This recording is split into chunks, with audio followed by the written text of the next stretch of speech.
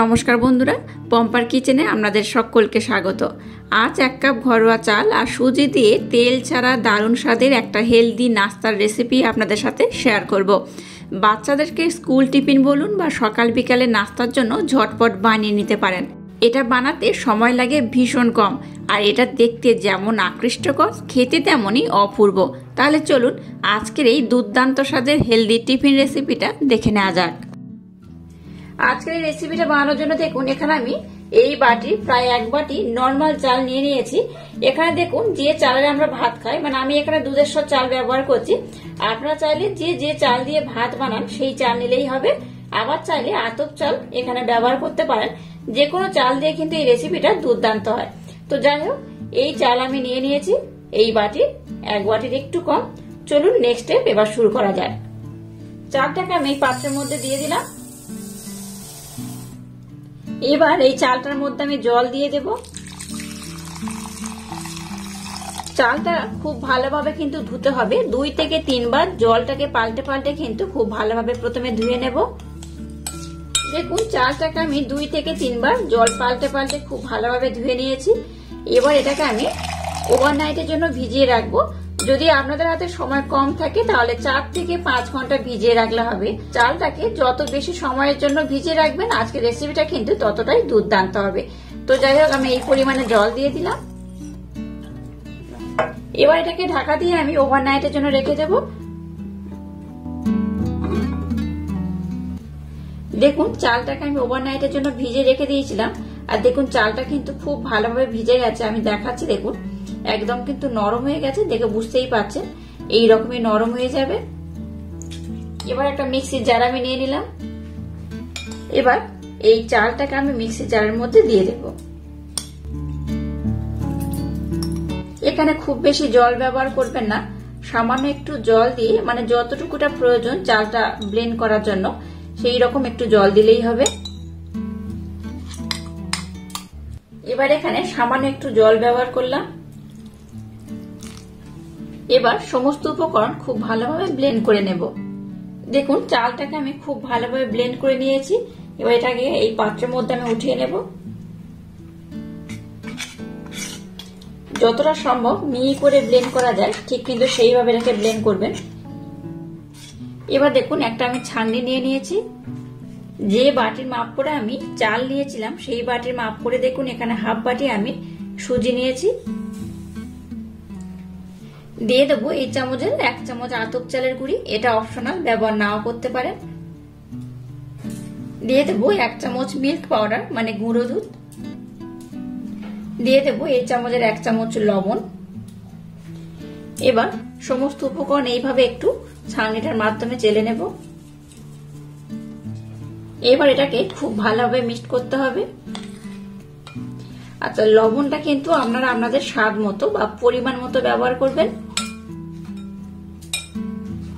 এবার দেখুন, এখানে আমি মিক্সির জারটা ধুয়ে অল্প পরিমাণে জল ব্যবহার করছি।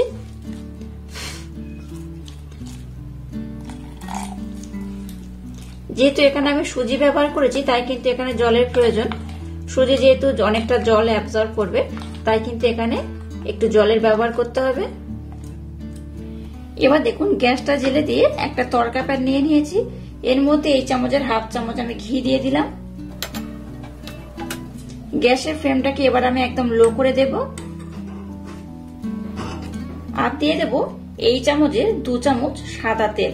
তো আপনারা চাইলে কিন্তু শুধুমাত্র ঘি দিয়ে এটা করতে পারেন, আবার একটু সামান্য পরিমাণে তেলও ব্যবহার করতে পারেন। দেখুন, এখানে আমি 2 চামচ তেল দিয়েছি আর হাফ চামচ ঘি দিয়েছি। তেল আর ঘিটাকে আমি একটু ভালোভাবে গরম করে নেব। এবার এর মধ্যে গোটা জিরে দিয়ে দেবো একদম সামান্য পরিমাণে। দিয়ে দেবো চীনা বাদাম, দিয়ে দেবো কিশমিশ,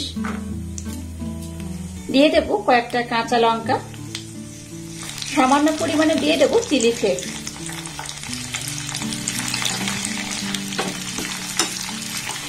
গ্যাসের ফ্লেমটাকে একদম লো রেখে এগুলোকে একটু আলতোভাবে নাড়াচাড়া করে ভেজে নেব।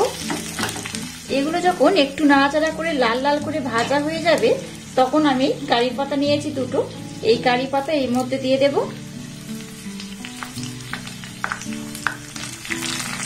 কারি পাতা দেওয়ার পর এটাকে খুব ভাজার দরকার নেই। এবার আমি গ্যাসটাকে বন্ধ করে দিলাম।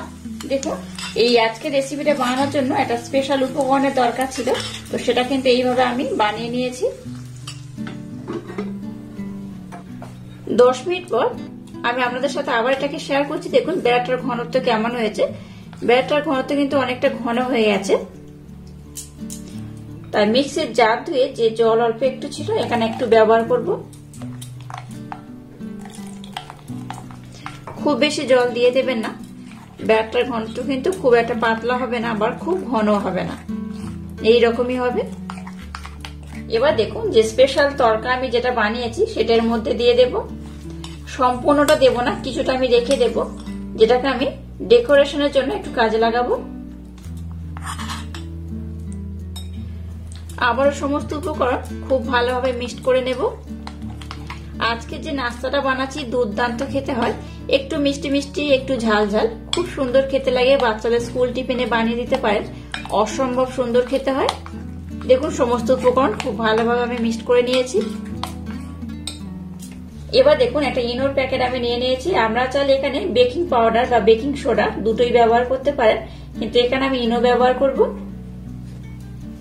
সম্পূর্ণ ইনোটা কিন্তু এর মধ্যে আমি দিয়ে দেব।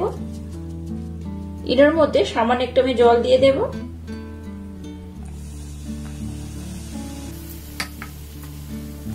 ইনোটা দেওয়ার পর এটাকে আমি আর একবার খুব ভালোভাবে মিক্সড করে নেব।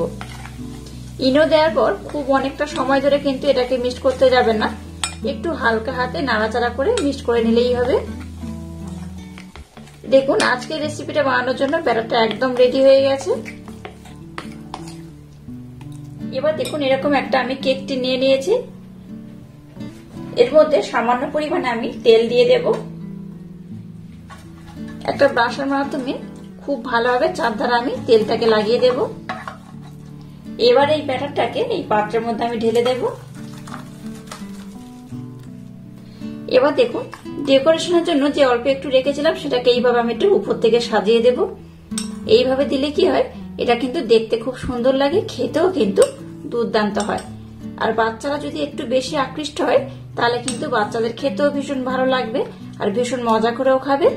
বাচ্চা থেকে বড় সবার কিন্তু ভীষণ ভালো লাগবে এই রেসিপিটা। যাই হোক, এবার এটাকে আমি এইভাবে একটু ডেকোরেশন করে দেব যাতে এটা খুব সুন্দর দেখতে হয়। তার জন্য দেখুন একটু চিলি ফ্লেক্স আমি উপর থেকে দিয়ে দেব। দিয়ে দেবো অল্প একটু কাঁচা লঙ্কা। যেহেতু নাস্তাটা আমি একটু ঝাল ঝাল বানাবো তাই কিন্তু এইভাবে একটু দিয়ে দেব। দেখুন এটাকে আমি খুব সুন্দরভাবে ডেকোরেশন করে নিয়েছি। এবার চলুন নেক্সট স্টেপ শুরু করা যাক। এবার দেখুন গ্যাসটা জেলে দিয়ে একটা কড়াইতে জল দিয়ে জলটাকে একটু হালকা গরম করে নিয়েছি।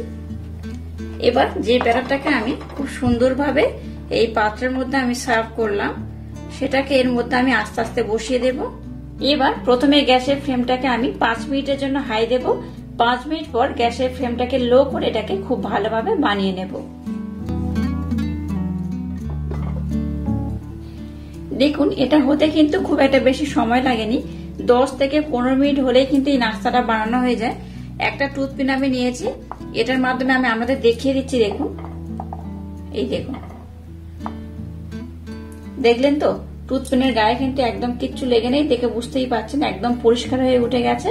তার মানে কিন্তু নাস্তাটা একদম হয়ে গেছে। প্রথমে নাস্তাটাকে একটু ভালোভাবে ঠান্ডা করে নেব, তারপর এটাকে উঠিয়ে আমি আপনাদের দেখাচ্ছি এটা কত সুন্দর হয়েছে।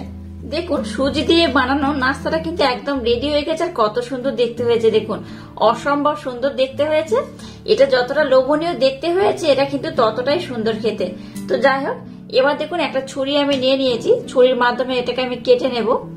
তো আমরা চাইলে কিন্তু আগে এটাকে উঠিয়ে তারপর কিন্তু ছুরি দিয়ে কাটতে পারেন, তো নতুবা এইভাবে কিন্তু আগে ছুরি দিয়ে কেটেও নিতে পারেন। আপনাদের যেমন ইচ্ছা সেইভাবে কিন্তু এটাকে কাটতে পারেন।